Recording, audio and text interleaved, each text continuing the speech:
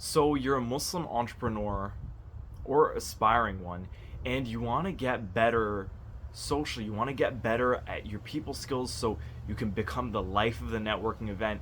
You can attract the clients that you want, attract the partners, collaborators that you want, make those connections that you need to make, and honestly, just be able to thrive. And I think for anyone that has been an entrepreneur for a while, does have that can do attitude.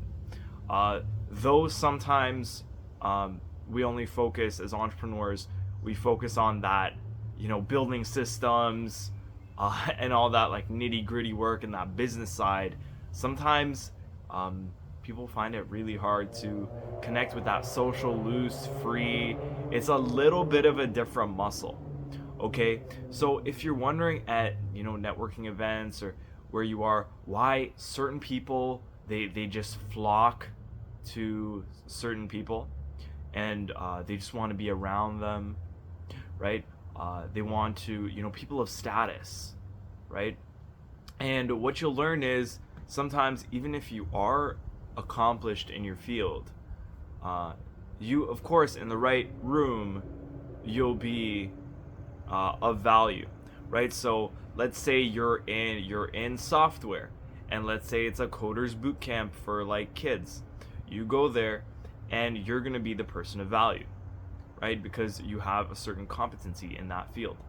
Now, in just a social arena, you'll see it's much different.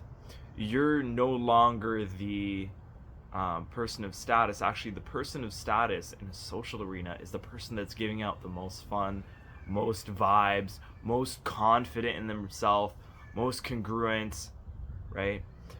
So it's a little bit difficult to sort of switch that, and this is what we're going to talk about today. If you really want to attract the friends that you want to have around, and you want to sort of not be so stressed, let loose a little bit, and build that mastermind of people that are gonna support you, right? As opposed to, sometimes when you're going up to people, you notice that their attention is veering off when you're talking, right? They're not very engaged. They don't want to talk to you. They say, "Hey, I'll be right back." They don't really come back, right? Their eyes are wandering, looking at talking to a different person, right? We want to avoid that, right? Don't you want people to, look at you in your eyes, right? Laugh at your jokes, right? That would be all awesome, right? So I'm going to talk about a couple different points that can help you with this. The number one being the whole idea of validation. Okay, so when you go out socially, everybody's looking for validation, even in life, to be honest. People are always looking for other people to validate them. As you'll find, uh, just like internal versus external and intrinsic versus extrinsic motivation, trying to get validation and trying to get people pleasing or whatever you want to call it, or being needy, is you're giving your power away to other people. Say, can you give me permission to feel good? Can you give me permission to feel who I am? And people don't like that, right? It's a bit of a weaker way of being. Now, what self-help and all this stuff you're gonna learn, it teaches you, yeah, you should have internal motivation, right? And you should have confidence for who you are, right? Which is true. And you should not basically try to seek the good emotions from other people. And this is huge. Listen to this. You shouldn't try to seek the good reactions from other people, but rather just feel good within yourself. And that's a skill. Being able to generate fun at will, being fun, carefree, passionate. These are the skills that are really going to get you to the next lane. You could say, hey, no, I'm serious. I care about business. I care about deep conversations. But this is the avenue. It's really simple. It's like there are certain rules to socializing, and yes, you can get to those things, more serious relationships. Even think about it like in marriage. Some people are like, I just want a committed partner. Well, first you sort of have to go through these other phases of actually, getting the person interested in who you are, right? Personality wise, right? Otherwise, it's kind of weird. It's kind of like you're jumping the gun. It's almost like it's kind of like just going up to a person on the street and saying, "Hey, buy my product." And there's a way you could do that and frame it properly, but most people won't be able to do that. It's very difficult. It takes a high level of nuance, and that's what we're talking about here. We're talking about social nuance because, to be honest, it's very hard to find somebody that breaks it down to the granular detail like this. And when you are able to understand social interaction like this, your whole worldview will change, and you'll essentially see things like the Matrix. You'll be able to uncode, okay, this person's feeling this way. Okay. And the biggest tip is actually just go out. Go out and try to improve. And if you've been doing that for some time, then the second tip I would give you is get coached or get the right information, which I provide to you on this channel. Okay. Now, let's say you sort of are struggling to find that confidence in yourself. Well, what you would do is basically you would go out, and even it would happen to sometimes when I was working on my journey of social skills, I would go out and sometimes by fluke somebody's nice to you, and that basically builds up a small win. And this is how you really get good at anything in life. This is how your brain works. You go, you try something, and you sort of get into a feedback loop of, oh, I'm good at this. And you start to sort of identify as somebody who's good at it, and you get dopamine from doing it. And the more you do it, the better you need to get, the more dopamine you need to improve. Okay, for example, basketball. First, you don't know basketball, it's really hard, your hand coordination's not very good, but it was a little bit of fun. Or the first time it wasn't even fun. Second time you had a little bit of fun because you got a little bit better. Third time, you're like, oh wow, I'm starting to get the hang of this. And it's like that new beginner sort of uptick, right? Then you sort of hit a plateau. Then you need to like learn some new things, and it's even harder, but you're more motivated to do it. So that's the same approach we're taking to social skills. The more successes that you see, you're actually stacking those small little wins and trying to remain positive while you're out, and basically building something called a winner effect. And winner effect is basically the idea that the more that you win at something, the better that you get at it. So if you look at even apes, chimpanzees, what they have very clear status hierarchies. And basically, the ones that are lower on the status hierarchy, so-called have the loser effect, they don't really have much going for them. They actually get sicker and die faster. Look this up, it's real.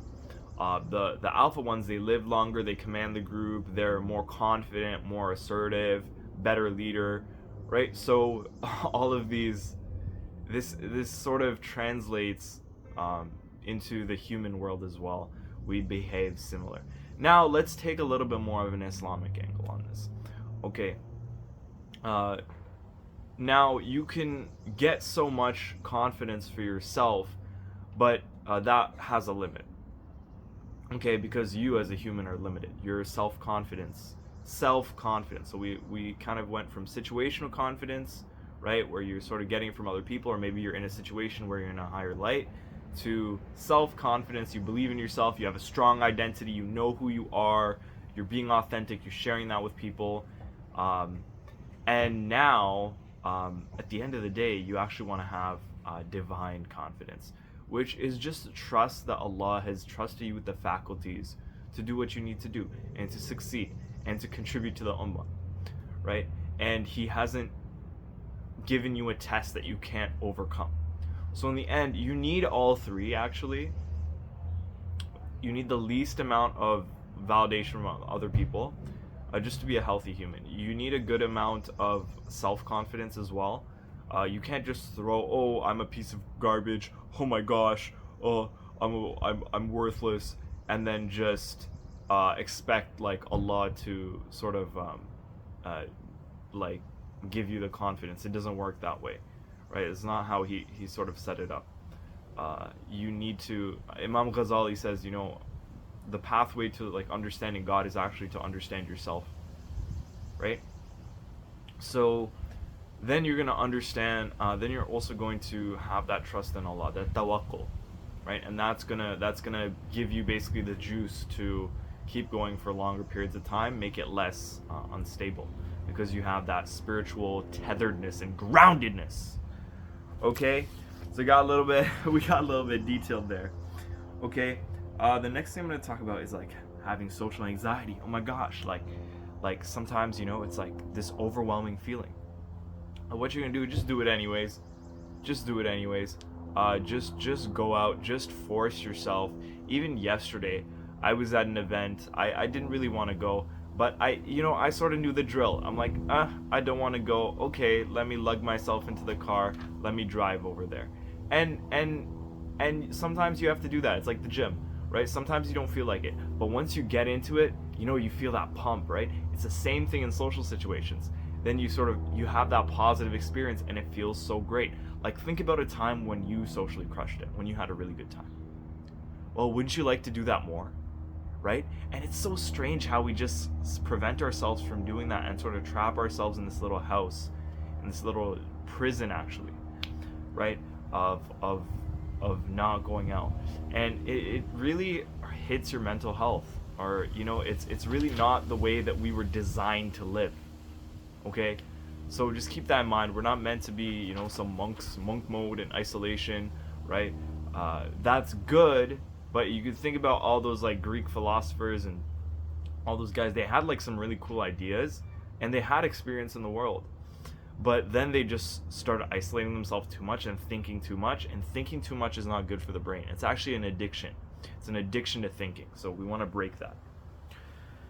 Okay, check out the video on how tips on increasing your social awareness, because that emotional and social awareness, that is huge.